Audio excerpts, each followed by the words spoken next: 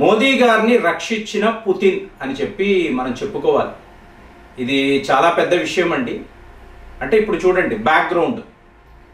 August 31వ తారీఖు మీకు నరేంద్ర మోదీ గారు చైనా వెళ్తున్నారు. టియాన్జాన్ సబ్మిట్ అంటారు, టియాన్జాన్ SCO సబ్మిట్ అని అంటారు. సో ఇక్కడికి వెళ్ళిన తర్వాత ఈ మీటింగ్ అవుతుంది. మీకు బయట వ్లాదిమిర్ పుతిన్ తన కార్లో మోదీ గారి గురించి వెయిట్ చేస్తున్నారు. చూడండి, రష్యా అధ్యక్షుడు ఒకరి గురించి వెయిట్ చేయడము అంటే చరిత్రలో ఎక్కడా కనిపించదు. సో ఈయన మోదీ గారి గురించి వెయిట్ చేస్తున్నారు. ఒక 5 నిమిషాలలో హుటాహుటిగా మోదీ గారు వస్తున్నారు, ఈ కారు ఎక్కుతున్నారు, వీళ్ళు వెళుతున్నారు. సో దారిలో దగ్గర 25-30 నిమిషాల ట్రావెల్. ఏదో మీకు గంభీరమైన విషయం మీకు వీళ్ళు మాట్లాడుకుంటున్నారు. మళ్ళీ ఒక హోటల్ దగ్గర భారత్కు రష్యాకు మధ్య బైలాటరల్ మీటింగ్ ఉంది. కానీ వీళ్ళు ఇద్దరు కారు దిగడం లేదు.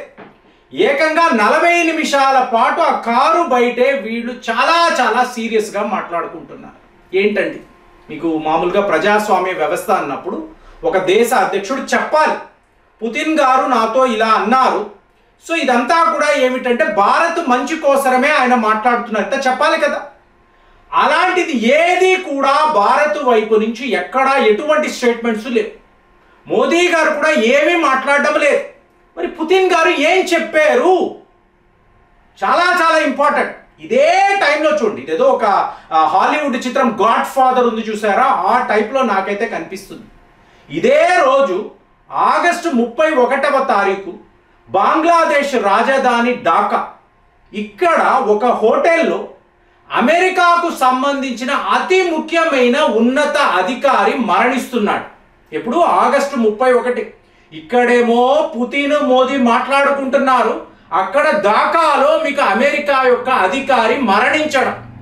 ఇవాళ ప్రపంచ స్థాయిలో దీన్ని మీరు కాన్స్పరెన్సీ అనండి, లేదా మీకు ఒక అతిపెద్ద మీకు హత్య అనండి, ఎలాగైనా అనుకోండి. కానీ విషయము మాత్రము మోదీని వీళ్ళు టార్గెట్ చేశారండి. మోదీని ఏదో ఒక రకంగా లేపేయాలి. ఇతను ఉండగా అమెరికా యొక్క పప్పులు ఉడకవు. అమెరికాను ఎదిరిస్తే ఆ నాయకుడు ప్రాణాలతో ఉండకూడదు. ఇదే కదా లాల్ బహదూర్ శాస్త్రి గారి విషయంలో చూసాము. అలాగే ఇరాన్ అనండి, మీకు మొన్నటికి మొన్న పాకిస్తాన్ యొక్క ప్రధానమంత్రి ఇమ్రాన్ ఖాన్ అమెరికాను ఎదిరించాడు అన్నప్పుడు అతన్ని పదవి నుంచి తీసేశారు. కానీ మోదీ విషయంలో వీళ్ళు ఏం చెయ్యలేకపోతున్నారు. ఎందుకు అంటే ఒక అతి పెద్ద రక్షణ కవచం రష్యా రూపంలో, పుతిన్ రూపంలో ఈయనకి ఉంది. అందుకని మన సెక్యూరిటీ ఆఫీసర్స్ ఏమైనా తక్కువ తిన్నారా, మన రా ఏజెంట్లు ఏమైనా తక్కువ తిన్నారా అంటే అలా కాదండి. మీకు అమెరికాకు సంబంధించిన ఆఫీసర్ టెరెన్స్ జాన్సన్ అని అంటారు. ఇతను కొద్ది నెలలుగా బంగ్లాదేశ్లో ఢాకాలో తిష్ట వేశాడు. దేనికోసం వేశాడు అంటే ఇతను ఒక స్పెషల్ ఆపరేషన్స్ ఆఫ్ ఏషియా, ఆసియా ఖండములో కొన్ని స్పెషల్ ఆపరేషన్స్ వీళ్ళు నిర్వహించాలంటే మనందరికీ తెలుసు అమెరికా వాడు నిర్వహించే ఈ స్పెషల్ ఆపరేషన్స్ ఏమిటి అంటే ఎవరు ఉండాలి, ఎవరిని లేపేయాలి, ఎలాంటి కుట్రలు పన్నాలి, ఇది కదా. CIA, FBI వీళ్ళందరూ చేసే పనులు ఇవే కదా. సో ఇలాగ ఏదో ఒక అతి ముఖ్యమైన పని మీద ఇతను ఢాకా వచ్చాడు. అంటే చూడండి, అమెరికా, పాకిస్తాన్, ఇప్పుడు బంగ్లాదేశ్, సో కలిపేసుకున్నారు. వీళ్ళు ముగ్గురు కలిసి భారత్పై ఎలాంటి కుట్ర పన్నాలి, మోదీ గారి మీద ఎలాగ మనము దాడులు చెయ్యాలి, ఈయన్ని టార్గెట్ చెయ్యాలి, ఇదే కదా వీళ్ళ ప్లాన్, ఇదే. సో ఇప్పుడు టెరెన్స్ జాన్సన్ వచ్చాడు. ఇతనికి దగ్గర 20 ఏళ్ల అమెరికన్ ఆర్మీ అనుభవం ఉందండి. ప్రపంచంలో ఎన్నో దేశాలు వెళ్ళాడు, ఎన్నో ఆపరేషన్స్లో పాలు పంచుకున్నాడు. కాబట్టే ఇంత ముఖ్యమైన ఒక పనిని ఇతనికే అప్పచెప్పారు. వచ్చిన వాడు మీకేంటి, మీకు జూన్, జూలై, ఆగస్టు రావడం వెళ్ళడం ఏదో ఒక ప్లానింగ్. కరెక్ట్గా ఆగస్టు 31వ తారీఖు టైమింగ్ చూడండి. ఈ రోజు టెరెన్స్ జాక్సన్ అనబడే వ్యక్తి మరణించినట్టుగా చూడండి. ఇది ఎక్కడ అఫీషియల్గా రాలేదండి. అమెరికా వాళ్ళు కూడా కామ్గా ఇతని మృతదేహాన్ని అమెరికా తీసుకెళ్ళిపోయారు. మీకు ఇక బంగ్లాదేశ్ పోలీస్ అధికారులు ఎటువంటి పోస్ట్ మార్టం నిర్వహించలేదు. ఇది ఒక న్యాచురల్ డెత్ అండి. సడన్ గా ఇలా ఈయన చనిపోయాడు, ఈయన డెడ్ బాడీని మేము అమెరికా పంపించే, సింపుల్ గా చెప్పారు. ఏంటి, అమెరికా యొక్క స్పెషల్ ఆపరేషన్ నిర్వహించే ఒక ఉన్నత అధికారి.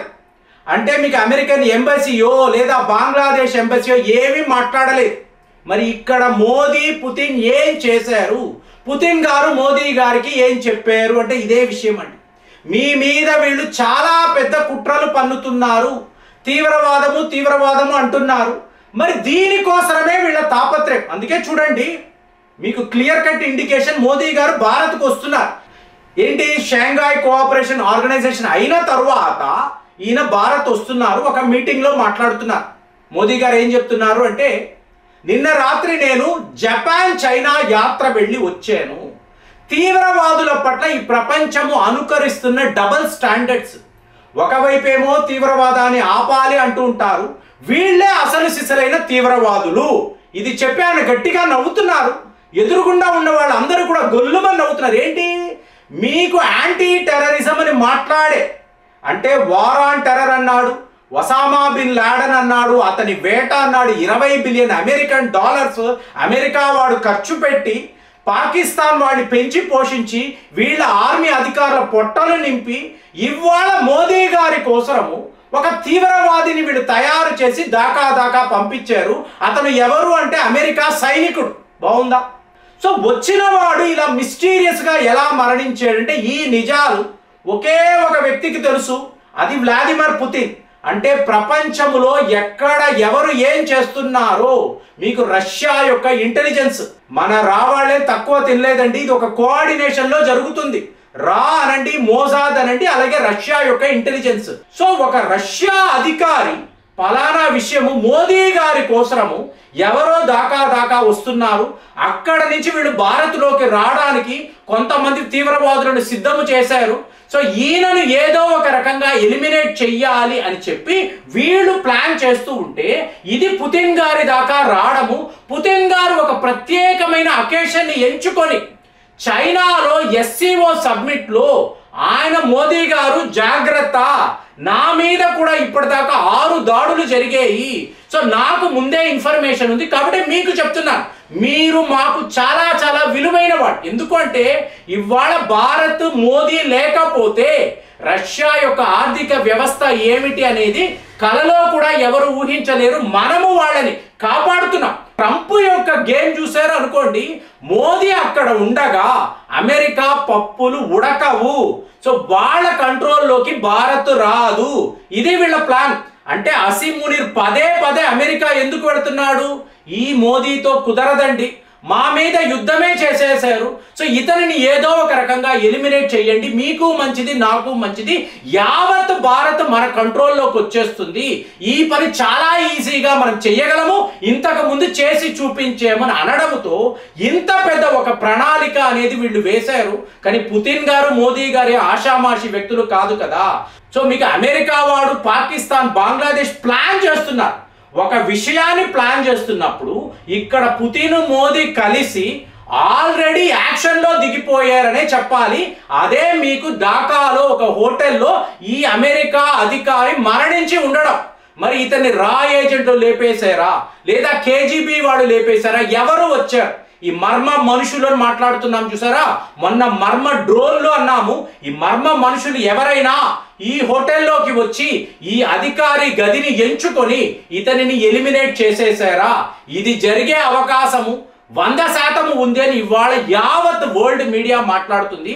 కాబట్టే మోదీ గారు డొనాల్డ్ ట్రంప్ని కలవడానికి 4వ సారి కూడా పోరా అన్నారు, రిజెక్ట్ చేశారు. నేను నిన్ను కలవను, నువ్వు వర్త్లెస్ పర్సన్వి, ఎందుకంటే నాతో నువ్వు చాలా గ్రేట్ లీడర్వి, నువ్వు నా ఆప్త మిత్రుడివి, Bharat is a great country అన్నీ చెప్తున్నావు, కానీ నీ తీవ్రవాద బుద్ధి మాత్రం పోవడం లేదు. నన్ను టార్గెట్ చేసి ఇంత పెద్ద ప్లానింగ్ చేస్తావా? సో నేను కూడా ఏం చెయ్యాలో నాకు బాగా తెలుసు అని చెప్పి మోదీ ఈ మలేషియా ట్రిప్ని క్యాన్సిల్ చేసుకోవడము. మరి ట్రంప్ చేసిన ఈ కుట్ర, అమెరికా వాళ్ళు మోదీని ఎలిమినేట్ చేయాలని అనుకున్నారు. మరి పుతిన్ గారు మనల్ని రక్షించడానికి ఎంత ఇంపార్టెంట్ ఇన్పుట్స్ ఇచ్చారు అనేది ఇవాళ యావత్ మీడియా మాట్లాడుతుందంటే ఇలాంటి వ్యవహారాలు చూడండి. వీళ్ళందరూ మహానాయకులు అంటారు, చేసేవన్నీ ఇలాంటి వెధవ పనులు. మరి ఇలాంటి వాళ్ళు ఉండగా ఈ ప్రపంచము మీకు బాగుపడుతుందని మీకు అనిపిస్తుందా? సో మీ అభిప్రాయాలు ఎలా ఉన్నాయి కామెంట్స్లో తెలియజేయండి. మళ్ళీ వచ్చే వీడియోలో కలుద్దాం. జై హింద్.